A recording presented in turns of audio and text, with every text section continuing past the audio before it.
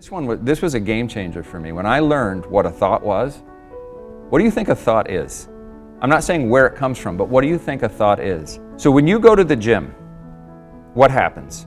What happens to your body? What's happening? What are some of the effects? Your heart rate accelerates. And what else? You sweat. You sweat. Think of a thought as the mind's way of sweating. A thought is the mind's way of releasing stress. Isn't that amazing?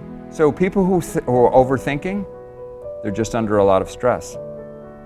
And so what they're doing is they start thinking about, oh my God, I'm thinking this thought and this is a bad thought, and it just becomes, so you're getting more and more stressed. So can you imagine if you were on a treadmill and you just kept going, and you just kept chasing it and chasing it and chasing it? You'd probably eventually have a heart attack.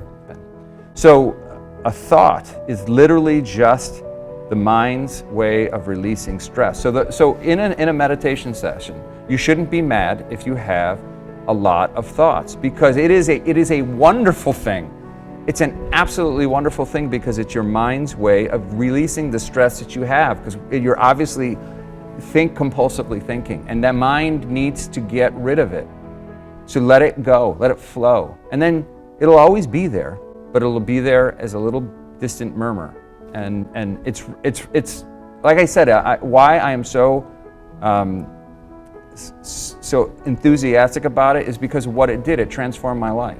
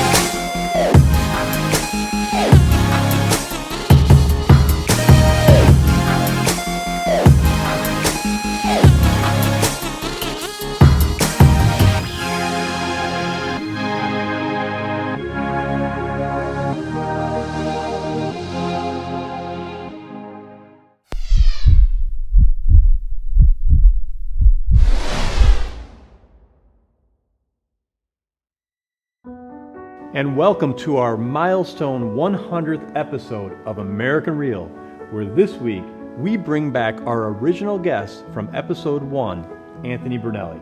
Anthony and I sit down for a 2-hour conversation where he brings us up to date with his artwork.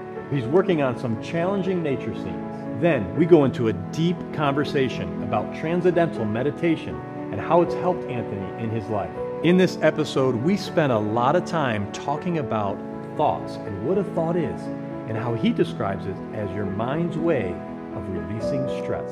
Our conversation was so valuable that we're bringing it to you in 2 separate episodes. So sit back and relax as we bring you episode 100 with Anthony Brunelli.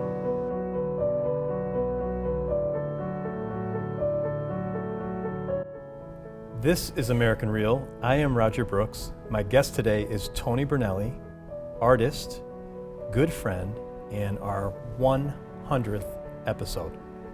Wow. Tony, welcome to the show. It's my pleasure. I wanted to surprise you with that. So there was a reason I called you today and said, can we do an interview? Because I knew this was number 100, and Wow. I wanted to make it really special. That's great. You were our first guest, number 1, a little over a year and a half ago. And here we are in 2019, and we are at episode 100. All right, I'll shoot for 200 too. Let's do it every 100 episodes. So thanks for doing this. Yeah, no, it's my pleasure. Appreciate it. There's been a lot of requests for Tony Brunelli to come back over the past several months. Every time I put out a clip or something, people ask if we could get you back. So I have a lot of relatives. I figured. So tell us what you've been up to. It's really kind of more of the same. I've been really busy with the painting schedule. I've been working on 2 commissions for the last year. I hopefully have them finished in the summer. And then on the other, I'm wearing another hat with the gallery. My brother and I own our own gallery, so we've just finished the art fair season. And, that's pretty exhausting. Nice quick visit to Binghamton, and go back to Florida for a couple months. Great. So when you talk about the art fair, this is where galleries from all around gather, and then people come to purchase art? Yeah, the art market has really changed, and the model that is no longer. I mean, people still have galleries, but there's less and less activity and commerce going in and actually a brick and mortar. And for whatever reason, people like the art fair model. It's an event. We're really becoming a very experiential society. We like experiences, which I'm all for. I don't particularly like packing up all of your great, wonderful artwork, putting it in a truck, setting it up in a tent sometimes. You'd love to just say, I've got this beautiful gallery that I've built and paid for, and we'd rather have them come there. But it's not what is in existence right now. So there's an excitement when people come there. But still, there's only a really small percentage of people that actually buy. So you're, like a Miami Art Fair, which is the biggest art fair of the season. Okay. That's the first week in December, and you'll see 80,000 people. 80,000 people. Can you imagine? I don't see 80,000. I don't even think I've seen 80,000 people in my entire existence come to Binghamton since we've been open. So, you're really seeing a lot of people, and Miami is a very international city. So you're getting people from all over the world. You're getting a collector base, and they're getting exposed to your work. So you really try to get their email address and their phone number, and so that you can start, marketing the work. We only take, names and people who are really interested. And, that's really how you're building your clientele now. I know you've done trade shows, since you've been in the business you're in, and so you really know what you're talking, what I'm talking about. And, and then you just nurture these relationships. It's all about a relationship. Right now, because you start becoming friendly with the galleries, it's always the same galleries, and we're all in the same boat, we're all commiserating. And, the interesting thing is the days of competition are done, and it harkens back to, I've read a lot about Darwin and the survival of the fittest, and how we've been using that model, and it actually really is not really that was just a very small portion of the writings of Charles Darwin, very, very small. And what we're really finding out is that it's not competition, and competition is actually probably the worst thing that you can do. You're not competing against somebody. You really want to bring them in, because in the end, we're all created from the same source, and we're all one. And so if you're going to be competing with somebody, you're actually competing with yourself. So it's amazing what's happening with that environment. So there's good and bad, and the great thing is these galleries, we've got so many friends now who are gallerists, and we literally, so John and I we have pieces out in Palm Springs, California, at a beautiful gallery, Imago Gallery. We also have pieces on Worth Ave in Palm Beach with Gallery Biba. So we just split the commissions, and we're all about selling the artwork for the artists. And now we have exposure on Worth Ave, and we have exposure in Palm Springs. And they love it, and we love it, so it's really kind of this win-win situation. So the days of, I've got to go up this next gallery, or it's really, really fading away, and that's really a good thing. We just actually sold a couple of pieces on Worth Ave, and it's really exciting. It's exciting for us. We don't really care about splitting a commission, because it's all about selling the work. You want to just keep constantly selling the work for the artists. I hate to talk about the commerce side of it, but in the end, an artist creates work. They want it to be sold. They want it to be enjoyed. They want it to be in somebody's home. And that's happening, and you have to do these art fairs. So albeit tiring and expensive, it's well worth it in the end. Interesting. I'm glad you brought that up about competition as well, because I think if you think about it, we're seeing this in virtually every Yes. industry, right? If you think about the music industry, musicians are collaborating. So, you'll get two major musicians doing a song where we never saw that in the past. Even in the sports world, if teams want to go to China, China wants to bring them, or to Europe, or bringing soccer here to the U.S., it's that collaboration. It's everywhere, and I see it in the podcast world too. Oh, yes. People go on different people's podcasts, support each other. It's just much more collaborative, and in the end, everyone wins. Yeah, so to kind of get back to the Darwin, because I've done a little bit of research about it, because you're like, when you grow up, you're taught these things, and sometimes things resonate, and sometimes they don't resonate, and you say, I don't believe that this is the way it is. And I really think that, if you're really authentic with your true self, even if it's the customary way of doing things and you don't believe it, you really should research it and experience it. And if you need be, you need to speak your mind about it. And the thing that I find out is that we live in a harmonious environment. Nature is harmonious. It's not competition. And so, whereas you do have, the tiger and the lion, and then you've got the lowest thing of the ant or whatever, it's a cycle, and it's all harmonious. And it's really all about the balance of energy.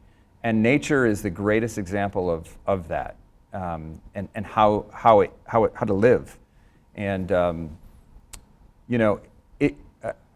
I don't know why this come. I have a very short period of time here in Binghamton. So my brother and I, when I first got here, went up to the walk in the nature preserve, which was the second. I think it was the second interview that you did with us. Well, you know it fairly well, and it's one of my favorite spots. So whenever I have a chance to come back to Binghamton, I'm going to always try to make a trip. So on our, as you're coming back in the very last part where you go after the bridge, yes, the guy who kind of runs the nature preserve and takes care of it, him and two students, they were putting these cages around these trees. And so, of course, John and I asked, why are you doing that? And we didn't really look forward, we just looked at what they were doing, because you're putting a cage around a tree. And it's the beavers.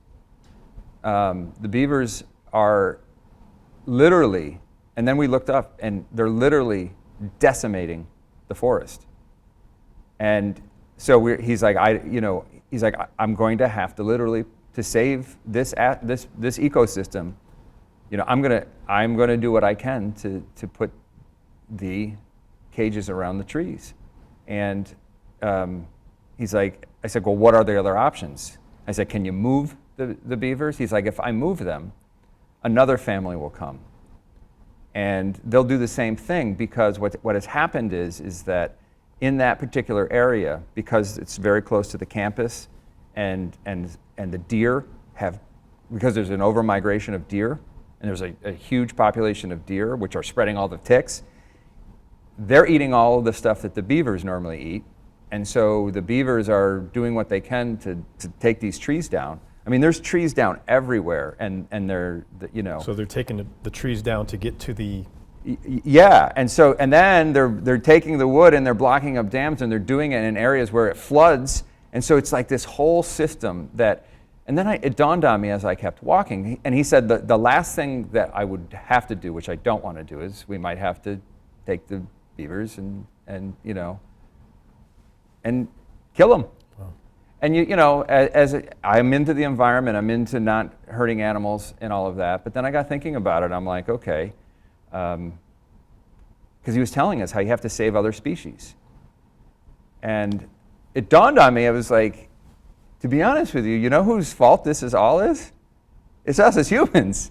They were there first. And if they didn't have all of this overbuilding, because the campus kept expanding and expanding and expanding, which is part of progress and growth, then they wouldn't be doing what they're doing, and you wouldn't have the overpopulation of deer, which we wouldn't have the overpopulation of the very tick problem, which causes the Lyme disease, because the planet has warmed up. It's actually our invasion of their space that yeah, so now it's our problem that we are trying to have to fix. So we started the problem. We didn't know we started the problem. It's just part of our growth and in a way, though, in the end, there is going to be a harmonious balance. And guess what? There's never going to be the right answer. Like if you were a strict environmentalist, a strict, animal lover, and you said you cannot do that, you cannot kill those beavers. Because I said to myself, oh, I wouldn't want to do that. But then you really start thinking about it. Like really just sit down and take emotions out of it. You're like, something has to give. Something has to die, or something has to change, just like our life. It's all about change. It's all about this evolution and constant change. It's what it's about. And there is this balance, this harmony that has to happen. And the problem, what you don't want to do is you don't want to go too far one way or the other, which is why we are seeing the problems that we're seeing in the environment, because we've gone too far one way. And that's the beauty of like universal laws and the way that nature works, is that in the end, nature's going to have its way. It's always going to have its way. So sorry to get off on that tangent, but it was really, it kind of illustrates it, like it just happened, and it really affected John and I. We as we walked the rest of the way, there's really no easy answer. There's no like, okay, this is the answer that will work.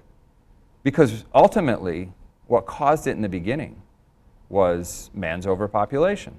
But you're not going to stop that. I mean, you can't. Right.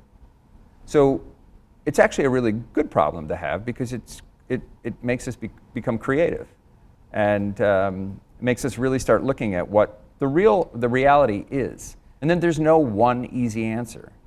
And you can't that's why I've really tried to train myself to not be dogmatic in just about anything. I really want to have this radical openness with just about every aspect. And it's not always easy. It really isn't easy, but you just have to be mindful. You just have to be conscious of it. And for me, the key that's really helped me is meditation. I do transcendental meditation.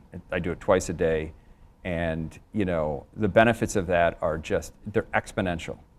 And the benefits are they're not even things that you could even think about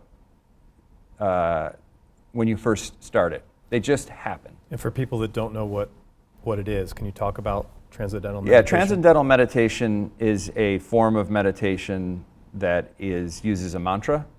And the TM organization, tm.org, is a not-for-profit. It was started by the Maharishi Mahesh Yogi back in the 60s, I believe, and he's a Vedic Indian physicist. He was a physicist before he became a yogi, and his teacher, which I can't think of the name or pronounce it right now, but he told Maharishi that his next step would be to go to modern society and teach this technique to the contemporary man, because they're going to need it. And this is ancient. This technique has been going on. Only the yogis used to do it, but it's thousands and thousands of years old. And it's very, very simple. It's so simple that you don't even, you say, when you realize and find out what it is, you just say to yourself, I don't understand how this can work. And in my opinion, because I've done all forms of different kinds of meditations, this is the easiest and most effective form of meditation that I've ever done. And you have to pay for it, but they do have a lot of scholarships, and they have a lot of financial aid for people who don't. And David Lynch, actually the director, has his own foundation, because he is desperately trying to get it into the schools and prisons, because it's just doing wonders for both of those populations. And so he's raising money so that it could be done for free in those institutions. And that's really, really wonderful. So you go for 4 days. You're given a mantra. You have to go through a little ceremony. You're given a mantra which you're never supposed to repeat to anybody. It's just yours. It's just it's not a word. It's just It's just kind of like a tone, and you're supposed to do it twice a day for 20 minutes, as soon as you wake up, and then sometime throughout the day. Are your eyes closed? Oh yes, your eyes are closed, and the real key is, which it's funny because ironically my brother just started it today, and my brother's a really big researcher. So before he went, he was doing all these research, so he was asking me all these questions, and he had read a post from somebody who had been doing it for like 35 years, and all of a sudden developed this anger problem, and was wondering, on this thread, why I don't understand. I've been doing TM meditations for 35 years. I don't understand why I've developed this anger problem, because TM, it works immediately, but the more you do it over the period of time, the more you develop what's called a supermind. So if somebody's been doing it for 30 years, they really should have a handle on the anger thing. And so there's a lot of different things that it could be, and you can't speak for anybody, but the response that John was reading in the thread, what he was getting back, is that most likely he was coming out of it too quickly. Mm-hmm. And so when you're done with your mantra, you do it for 20 minutes where you close your eyes and you slowly introduce the mantra in your head, and you just keep repeating it over and over again, and you let thoughts happen, anything happen, you let sensations. You're not trying to get rid of thoughts, you're not trying to do anything other than repeat the mantra and relax. And you're not even supposed to focus on the mantra. Matter of fact, I was, for the first probably couple of months, because you keep going back to every week to a renewal class, just if you really want to do it right, because it's so simple that it's very easy to do something just a little slightly off, and that could be a big change. Mm-hmm. I mean, you're not going to get the most benefit out of it. And so probably, and they do tell you that if you come out of the meditation too quickly, it can produce agitation.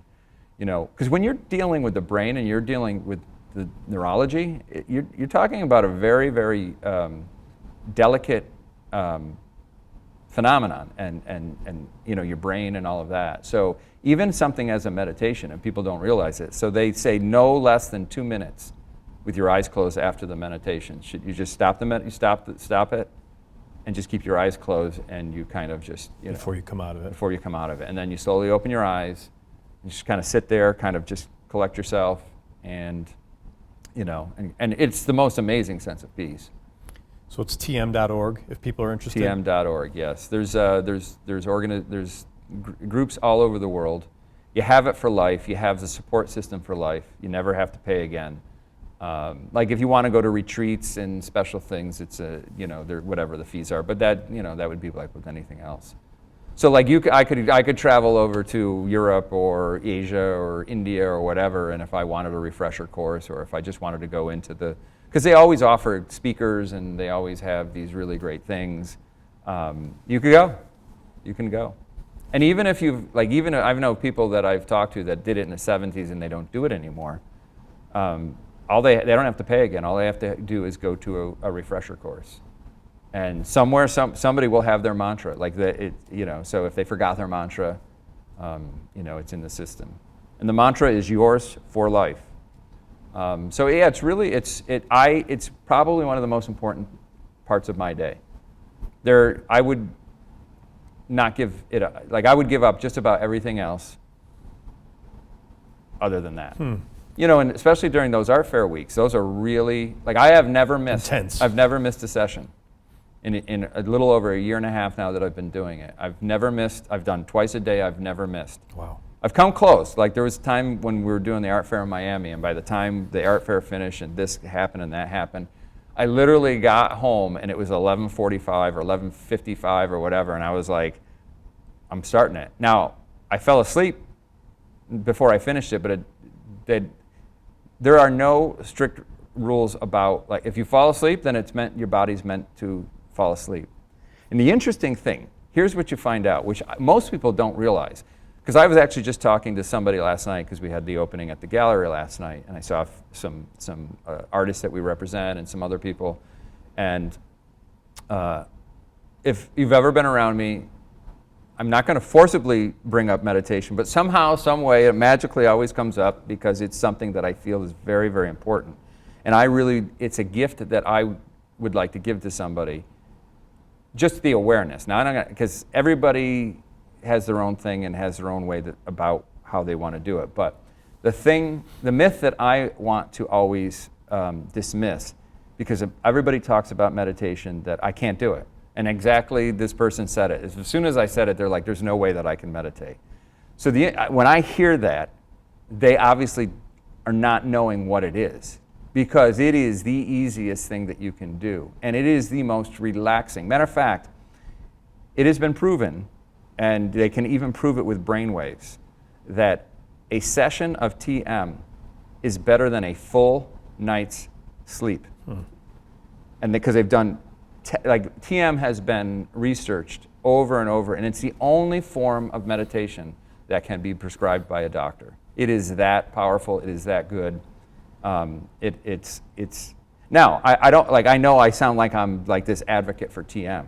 Like you can so I've heard some people say that they oh, I don't like it. It's like a cult or whatever, and it isn't really. But if you want to be involved, you're involved in as much as you want. So if you just want to learn the TM and the thing, you can never go. You don't ever have to go again, and just do it on your own, and you'll be fine. But the interesting thing about it is you're not trying to get rid of your thoughts. You're not trying to get rid of everything. You're not trying to do anything but just silently in your head repeat the mantra. And what happens is naturally, it's like a natural form. I hate to use the word hypnosis of yourself, but it's what you're doing is you're causing your system to gently, slowly transcend. And TM. So there's no thoughts. No, you'll have, in a year and a half that I've been doing TM, there's probably, I can count maybe on one hand the times that I've actually lost thought for a very small amount of time. You think about other than sleep, now I'm talking maybe 10, 15 seconds where I had no thought. Now, there's people that maybe have had more or whatever, but that's quite a long time to not have a thought. Yeah. And to just, and so, and the problem is people start, once they have a really good meditation session, people start trying to chase it. And that's the worst thing you could do. So I'm fortunate that I went into it with I'm not going to try to prove anything or do anything with this. I just want inner peace. I want as much inner peace as I possibly can have. And I know that if you try to chase something, you just allow it to be. So there are going to be sessions where you're literally you're thinking about the mantra, or you're thinking about, you've got this train of thought you just really don't get rid of, because you don't want to try to get rid of it, because the harder that you try to do something, the more that it's going to come at you. And there's probably been only out of the year and a half, I'd say maybe 10 to 15% of the time where I would call them really deep. It's so deep that you're your body you can feel an ultimate transcendence where you're light. There's a couple times where I literally felt like I was floating, I wasn't sitting, I wasn't on anything, I was just. It's an amazing feeling, and I can understand why people would want to chase it, but again, you can't. You just have to. And so if you are having a thought, and you recognize that you're having a thought, the only thing they say and you mentally slowly do is just go back to the mantra. And if you forget the mantra in it because you're thinking too much, it's okay. If you fall asleep, it's okay. As soon as you have the awareness that either one of those things has happened, you just slowly introduce the mantra. And basically your inner system and your brain and your body work together, and they transcend. It's really one of the most peaceful, amazing things that I've ever done in my life. And what we were taught was that, and this is really interesting, and this will help people say that I can't stop my thoughts, because one, you're not supposed to. Think of it this way. This was a game changer for me. When I learned what a thought was, what do you think a thought is? I'm not saying where it comes from, but what do you think a thought is? So when you go to the gym, what happens? What happens to your body? You prepare for. All right, so when you're working out, What's happening? What are some of the effects? Your heart rate Okay. accelerates. And what else? You sweat. You sweat. Think of a thought as the mind's way of sweating. A thought is the mind's way of releasing stress. Isn't that amazing? So people who are overthinking, they're just under a lot of stress. And so what they're doing is they start thinking about, oh my God, I'm thinking this thought, and this is a bad thought, and it just becomes, so you're getting more and more stressed. So can you imagine if you were on a treadmill and you just kept going, and you just kept chasing it and chasing it and chasing it? You'd probably eventually have a heart attack. Sure. But if you got on the treadmill and you were sweating, and next thing you know, you just got in the zone, and you just let it go, and next thing you know, the timer's up, and you're like, oh my God, wow, it happened. So a thought is literally just the mind's way of releasing stress. So in a meditation session, you shouldn't be mad if you have a lot of thoughts, because it is a wonderful thing. It's an absolutely wonderful thing, because it's your mind's way of releasing the stress that you have, because you're obviously compulsively thinking, and that mind needs to get rid of it. So let it go, let it flow. And then it'll always be there, but it'll be there as a little distant murmur. And it's like I said, why I am so enthusiastic about it is because of what it did. It transformed my life. Go back and watch the first episode. We're not going to go into it if you want to know what happened to me and the terrible anxiety that I had after that accident. And I have to tell you that after the very first session of Transcendental Meditation, that anxiety went away for, I haven't had it since. Now, I'm not saying you don't have temporary anxiety, because that's actually a function. It's a really positive function that you need to have. Like if you're driving and somebody's you need to have certain forms of anxiety or stress when you're in a situation, like if you know that you need to get out of a situation. But as soon as you're out of the situation, you should allow it to go. And the interesting thing is that we don't do that with our thoughts. We let them keep ruminating and ruminating and ruminating.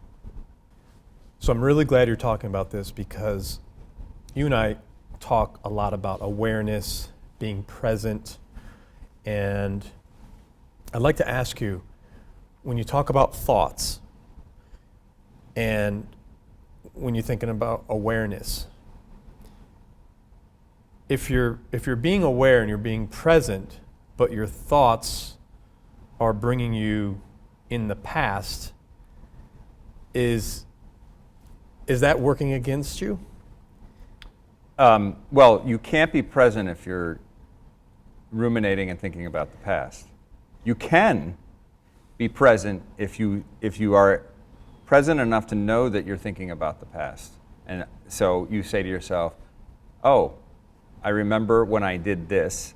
And if you're planning out something, or if you have a trip, whatever it is, if you're conscious and you're present that you're thinking about the past. I know it's kind of confusing. Then it's okay, but it should only be for a short period of time. The problem is that most people are living either in the past or the future.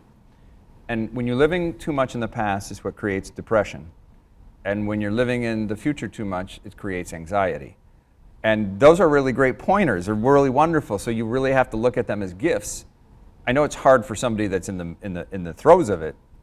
But one of the things that can help them is that that's their signpost. That, if you have anxiety that just won't turn on, you're ruminating too much about the future and the outcome. And if you have depression, or if you wake up and you just have this sullen feeling, you're probably thinking about, I'm not good enough, I should have done this, the past, it's just, she left me, my mom died, it's really, now look, it's easy for me to say because I've spent a lot of time working on this, and I've spent a lot of time studying about different things, but really more importantly about meditating, because the realization, and I've been an artist my whole life, so it was easy for me to understand, because There are times when I look at paintings that I've done in the past, I don't remember how I did them. I don't know how I did them. And I've talked to a lot of artists about that. Because when you get into a flow state, there is no time. Time stops. And something comes through you to create the piece. And I'm a big follower of Einstein. Einstein's probably one of my favorite people that have ever lived.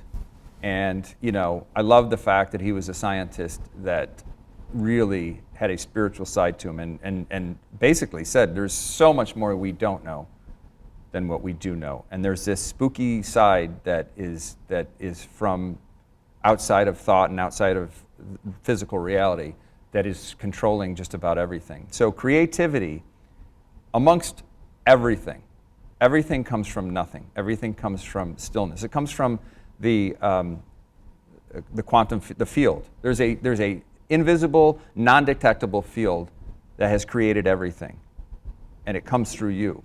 So when it comes to like a painting, you can't think about doing a painting. And if you are thinking about it, it's because it came from silence at some point. At some point. And there's many times, especially the painting that I'm working on right now, because it's completely different than I've normally done. It's a nature scene.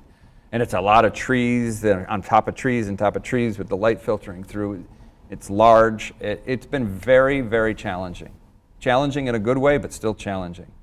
And there were times that I had to go because I had thoughts of I don't feel like painting today. And you watch that and you're saying, where's that resistance coming from? And I was like, oh, I know where it's coming from. And you and I know, because we both talked about this, and you're a writer, the best thing that you can do when you have resistance is go and sit your butt down in the chair in front of it, or in the writing table, or the computer, or whatever you're doing. You have no intentions to do anything other than becoming present and sitting in front of it. What does that do? One, it makes you show up. And two, it puts you in the moment, in the present moment, because in the present moment, which is all there ever is, and the thing that people don't really understand, and it's very, very hard to understand because I knew it took me a long time to comprehend it just even a little bit, is that all there will ever be is this present moment. The past and the future all exist in this present moment. There is no such thing as the past and the future. There's actually no such thing as time. Time is an illusion that was created by the thinking mind. Because before the mind was really thinking, there was no time. Things just existed. And because our minds got bigger and greater, we needed to find a way, which is evolution, we needed to find a way to navigate this. And so the concept of time was created. And so all things exist in this present moment. And so if you're ruminating about the past or the future, you're not being in the present moment, which is all there ever is. And that's actually where everything comes from. So by sitting yourself in front of me, if I sit down in front of the easel, in front of the painting, I don't have to worry about anything else, and I just get still. And so that's what I would do. I've done it a lot with this time, where I literally just get myself in there, and I don't think. I literally just, I have this little mantra before I'm silent, and I say, all right, universe, take over. Silence. And then I slowly proceed. And next thing you know, it's probably the best session I've ever had.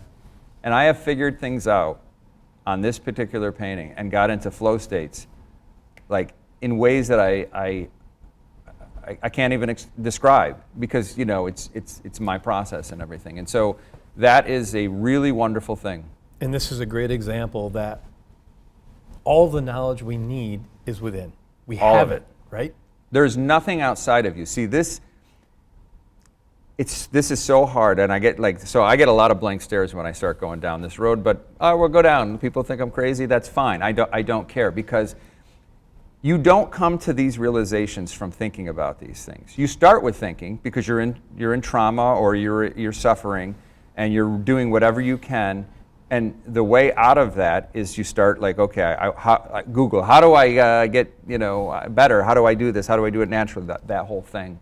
And so it led me to meditation and yoga and walking in the woods, and then I would read these things about it. And then it was through the meditation that these things started to come out. And then I would read this concept and I would say, wow, I don't understand that at all. And the more I tried to think about it, the farther away it got from me. And so the more I started meditating, the more these things, like they would come in a meditation, or they would come immediately after a meditation, and I'd be like, oh, see, these are concepts you can't think your way through. You have to experience it. Just like, what I really love, I really love to follow the Buddhist teachings. It's not a religion, it's just a way of life. But I really resonate with Buddhist teachings because in the Buddhist teachings, there is no mention of God. There is not even a term for God. They don't say there isn't a God. They don't say there is. They just realize that there is no word that could possibly comprehend whatever it is that has created all of this and us, which we are a part of that. And so this physical world, like I said in my first, is a playground for us. We are here to experience it because basically all we are is the awareness of everything, which is consciousness, pure consciousness. And so pure consciousness is what you are. So when somebody asks you what you are, you'll say, oh, well, I'm the founder and I'm the host of American Real and I'm a father and I'm all that. Well, you're that in this physical avatar world. But in the end, it's all just masks that you have literally just have been either society has put on you or you have said, this is what I am. In the end, you should say, I am just the awareness that I am. And when you come to that realization that you are just the awareness, and you're the guy that literally you should be the cameraman, you should be the director, you should be the screenwriter, because you are all of that. You're the audience. And people have a tough time comprehending that. Like right now, it's consciousness is a very interesting thing. And everybody is acting out of their level of consciousness, and they're learning at their level of consciousness. So if I've given you books and you've given me books and whatever, and so you're reading at a level of consciousness that you're at. Now, here's the bent, because people get a little offended. Because I've had these conversations with people and they're like, I know you're more evolved than me, and I know that you're probably smarter than me, and it's the exact opposite of what I'm trying to say. Because I'm not. I'm not this smart guy. I'm not really evolved. I am just somebody who wants the truth. I want the ultimate truth. I don't even want my truth. Every time I have a thought, I deny it. I deny it in such a way that I'm like, what if that's not true? What if it's not true? Like even the things that you would think are just have ultimate truth. I say to myself all the time, what if it's not true? What if it's not true? And if I hear somebody that says something and I immediately say, oh, I don't agree with that, I really try to train myself to say, what if they're right? And so in conversation, when I hear people being as dogmatic as I have been sometimes, I say, well, what if you're wrong? What if you're not right? What if they're right? Have you ever thought about that? And so I had this discussion in Florida before I came up with a friend, an older friend, and he's a Vietnam veteran, and it was a really interesting conversation. But and I love him. He is just such a wonderful guy. But he's like my father's generation, They were brought up. Stuck in their ways. But we're all stuck in our ways. They're just stuck in their ways in their level of consciousness. You have to remember, they are baby boomers, and they were born from parents who probably went through the Depression.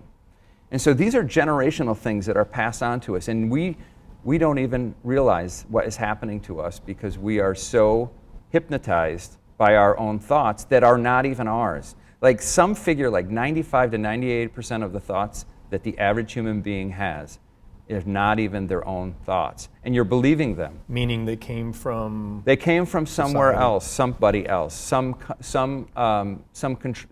mechanism that of like control. Like the movie The Matrix is just a wonderful thing because it's like it really kind of illustrates it in a movie form what really is happening. Like you literally have the downloaded imprint that you are using. And it's all about the past because it's the only way that the mind works. The mind does not work on any other thing than the past. It is like this computer. It's literally what it is. It's a computer, and when you type it in, It literally doesn't think about new things. It thinks about what happened in the past. So, and it interacts with your internal system. So your lymphatic system, your sensory system, your emotions, and all of that, and they're all intertwined. And so when you realize that they are all intertwined, and one single thought could start your heart racing, and next thing you know, your heart racing releases cortisol, and and all of these things are happening over a thought that isn't even your own thought. It's not even your own thought. And you have literally created these. It's why we get sick. It's why we get diseases. It's why we get in accidents. All of these things can lead to these kind of issues. So now I look at, that's what's wonderful about going back to meditation, is that it gives you the awareness. Just become aware of everything. Become aware of your surroundings. Become aware of what you're saying. Become aware of what you're feeling. Become aware of what just watch them. Don't judge them. It's hard at first not to judge them. But I have to tell you, I've been working on this for 5+ years. I've been doing transcendental meditation for a year and a half. There's people that have been doing it for 40 years. I've talked to them. Guess what? You're never going to get rid of this stuff. You're never going to get rid of that voice. You're never going to get rid of those feelings. It's a lifelong process. When you really look at the reality of what it is, you can't, because you're in this world. The only way that you'll get rid of it, probably, is when you're back to pure consciousness again. But then you're not living, this is just a wonderful life. This is here for you, all of this stuff that you think is real. But this is 99.9% space. You are 99.9% space. It's just the most, it's mind-boggling, and I know people are going to be like, what is this guy talking about? But, because I was there. I remember, it made me feel so uncomfortable when I started reading about this stuff, and then it started coming up. And there were times I would have to just slow down, and I have to put a book down and be ready, because again, let's go back to it. You're operating at your level of consciousness, and it doesn't mean that you're right or wrong. It's where you're at. Right. And guess what's going to happen? When you realize and you have the awareness, things are going to meet you at where you're at. So if you're continually having these negative thoughts and you're continually having these ruminations of past or future, guess what's going to happen? Because consciousness creates reality. All of this stuff creates your own reality. So in essence, and I know this is going to sound really far-fetched, but you have the power to create your own reality. Completely. Now, does that does not mean that you're going to say, I'm going to levitate or whatever, but somewhere, someplace, I believe that there is a possibility to do anything. Because I don't think, in my own opinion, based on, if you really look at what is happening, if you can think it, if you can dream it, somehow, some way it's possible, because it wouldn't have come into the existence. Because anything that ever was, is, and will ever be is already there right now. It's already there. You're just, so here's how I look at it. So I'm only going by my own life and how I have kind of navigated this. And I'm at my infancy at this stuff. But it's exciting as hell to realize these things that were never taught to us, these things that probably could never be taught. There's pointers and there's things that can be changed, and things are changing, which I think the most important thing is starting kids meditating, which is happening, because that will really get into it. Because basically the biggest addiction in the entire world right now, what is it? Bigger than heroin? Bigger than anything? Success. Chasing success. Thinking. Overthinking is the biggest addiction that human beings have. It's the thing that has created all of the suffering and the problems, the wars, all of that. Because people believe their thoughts. They absolutely believe them 100%. And if your thoughts are not even your own, most of the time, you're not even living your life. You're living somebody else's life. And you're living somebody else's life whose level of consciousness has not expanded. And there's a new book that I'm reading, which I just gave you, and which Peter Sage just talked about on his podcast, that is just, now it's blown my mind. And that book wouldn't have come to me if I wasn't at my level of consciousness, because that book, to read that book, most people probably would think, oh, this is just, this stuff is not possible. I don't understand how this stuff could possibly work. There's no way that works. But I have to tell you, in the short period of time that I've been reading that book, some crazy things have been happening. And you're not, like, here's the wonderful thing about this. You're not trying to do anything. See, that is the real reality about life and the human existence, as well as any interaction that we have.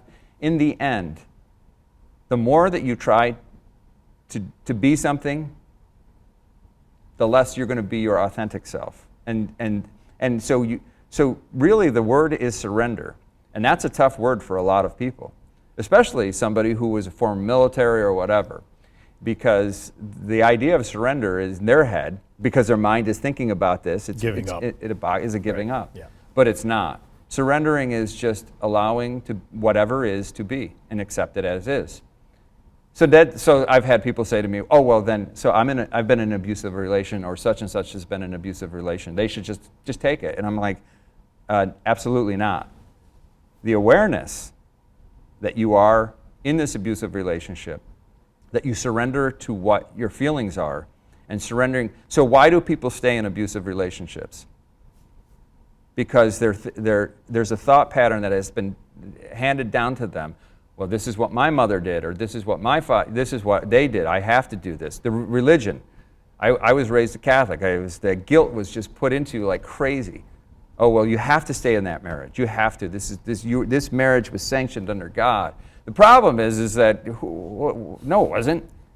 So if you're with the wrong person, then it's really, that's why in the end, it's really about being your authentic self without worrying about what anybody thinks about you. And the more that you surrender to that, I'm not talking about somebody else. You're not surrendering to another human being. You're surrendering to yourself and to the situation. And you're seeing what is happening. And then when you are in that state where you're not thinking about a solution, but you're allowing the solution to travel through you, you're going to find the situation that's going to raise your level of consciousness, and you're going to make the right decision, or you're going to say the right thing, or you're going to get out of that relationship somehow, some way.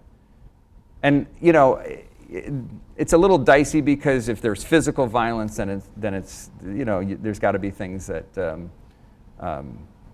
you really have to watch out for. But in the end, honestly, you wouldn't have gotten into that relationship if you had the awareness to begin with. That's why most people who get married, Peter Sage blew me away in that last interview, where it's like 3% of Right. couples that are really happy after a certain amount of time. I would have gotten that totally wrong, because I would have been I think you said 50, and if you and maybe 10-15% less than that. But he's right in the end, because people are living out of a level of consciousness in which they actually bring that energy to him. So now that book, the Transurfing book, really explains what's going on. I've never had it explained to me in such a way. And he talks about how we get wrapped up in these pendulums, because pendulums are basically a negative form of energy. It's almost like an entity, and that just captures. And a pendulum likes groups. And so think about it, because I'm really aware of this stuff now, and I'm really, really fine-tuning my awareness around this. You and I were with a bunch of guys, or say you're with at a party, and somebody brings up, did you hear about so-and-so? And they're like, no, tell me. And you're like, they were cheating on this, or this happened, or whatever. And next thing you know, you're like, you're caught. Pendulum's got you. And next thing you know, you'll be like, what else happened? And you know what? And then you're going to say, I heard about so-and-so. Did you hear what they did? And next thing you know, it becomes this whole thing. And the pendulum loves it. And the more people that the pendulum can get into their group, the stronger it becomes, because it's this energy that needs it. It feeds on that energy. And so it literally was so liberating Because I'm like, now everything that I do. So let's talk about a situation to help people. Yeah. You're in that same situation. That happens. What do you do? What do you think you do after what we've just talked about in this short period of time? Don't respond. Or walk away. Do something better. What if you can't? Turn the conversation around. What if you can't respond? What if you can't walk away? Okay. And what if you can't respond? Because somebody's just, all right, think. Go. I would say what you said. Well, maybe, just the opposite. Maybe that didn't happen. Know what you do? And you do this with every single thing that comes in your life, whether it's a thought, emotion, or whatever. You just become aware. And so you know what I do. So here's the little trick that I do, because I think I know what you're trying to do, something that will really help somebody. This may not help, but it could help 10 people. So you know what I do in those situations? I literally go like this. So I leave my body here, and I go up, and I just start looking at everything. And I start looking at the person, I start hearing what they're saying. I don't make a judgment. I start looking at the room. I start looking at expressions on the other people's faces. I just become extremely present and become extremely aware of the situation. And I have to tell you, a lot of times, that energy can change a situation, as long as the pendulum is not too big. If you're in a group situation and the pendulum's very, very strong, there's not a lot that you can do. What if it's one-on-one? You can diffuse a situation very easily by, 1, listening and not saying anything, or 2, coming at them with love. If somebody's really, really angry, can you imagine how you could diffuse a situation and says, you know what? You seem really, really, really angry and in pain right now. Is there anything that I can do for you? Is there anything that I can do? Or better yet, give him a hug. I had a friend, a very, very close friend, who has a bipolar disorder. And he wigged out on me one day. And I was like, I didn't know what to do. And I literally sat there. And I didn't even have the awareness that I have now. Something just came over me because I was so afraid. I was so afraid for my friend that I just thought about love. And next thing you know, I embraced him, and he cried in my arms for about 5 minutes. And he just squeezed me tight, and that's all he needed. So in the end, all we are ever really searching for is a connection. All of us. And I don't care who you are or what status you are, it's all an illusion. It's all a game. It's all just this hierarchy of how we place people here or we do things. In the end, that person, in their quiet moment, if they're having pain, it's because they're not feeling connected. And that's really what it's about. So what you really should do for yourself, if you're in that point, is you just want connection. And sometimes you're in a position where you can't have the connection for whatever reason. You just connect to yourself. Because in the end, that's the really first thing. So to get out of that feeling of needing to be connected, you could that's why I think meditation, again, is so important, because it gives you the inner strength to just connect with who you are in your surroundings. So that's really what meditation's about. It really trains you to just connect to this. And so that is a form of connection. It's a form of connection when you connect without your thought, your brain, or like. So I'm not saying you're going to be able to stop your thoughts, but you can just allow it to be there. You know, I every single day, Roger, every single day, I get into that mental chatter. Every single day I have thoughts about I'm going to get sick, or this lack thought, or whatever. You just have to. So I'm lucky because the awareness I have now, I don't let it get too far at all. I'm like, okay, there's a number of different things that I do for different situations that I literally just, and another great book is the Michael Singer book, the Untethered Soul. Phenomenal book. It's it's probably one of the single greatest books I think I've ever read. And I give that book all the time. And I've given it to a couple different people that literally have called me up and said that they've had spiritual awakenings just reading the book. Because most people don't really have these concepts. And if you're really caught in your mind, you wouldn't even... Which most people are. Most people are. Yeah, sure. Yeah. It's and the there's biggest... nothing wrong with that. I mean, no, it's... Other than becoming, if you can become aware of it... That's it. It's all you ever need. Right. The awareness is all you ever need in anything. Like, you're not trying to become a better person. You're not trying to evolve. Here's the wonderful thing. You don't have to do anything but be aware. That's it. That's, like, there's, like we could have end the interview. We could have had a 5-minute interview where I've, like, it's just awareness. So spend your time doing whatever you can to develop it's like a muscle. Develop this muscle of awareness. And that will solve everything. Like, that will bring unbelievable amounts of wealth if that's what your desires are, or whatever it is. Great health is just continually keep being in the present moment, being aware of the situation. And so what will happen is, because all we are is energy anyways, and everything about us are energy, is that we're going to just vibrate at the energy, and that law of attraction will happen, and you'll attract what you are giving off, what you're sending.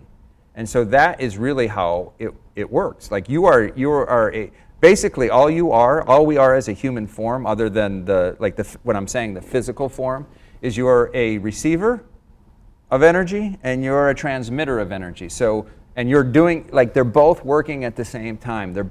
It's just this wonderful play.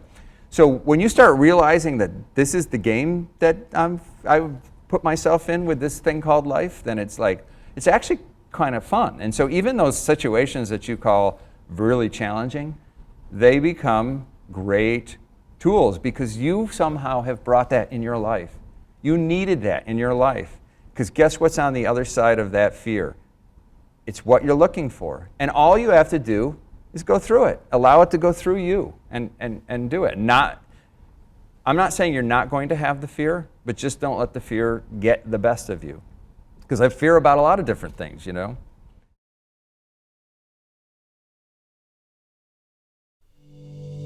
Thanks for tuning into American Real. Be sure to visit our website, americanreal.tv, or search for us on iTunes or YouTube for past episodes. While you're there, please rate us or leave us a review, as that helps others find our show. I am truly grateful and appreciate all of your support. At American Real, we're on a mission to help as many people around the world fulfill their dreams and obtain their goals. If you'd like to be part of our inner circle or want one-on-one coaching, check out the American Real Learning Academy, where we have self-help groups and courses so you can build the best you. We also have a new Facebook group where you can connect with high achievers from around the world.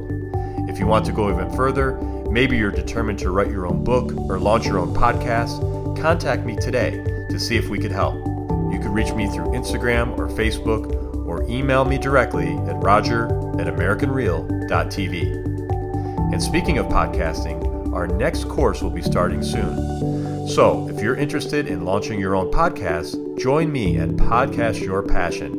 I'll take you through my 8-week course where I'll mentor you to build a world-class podcast.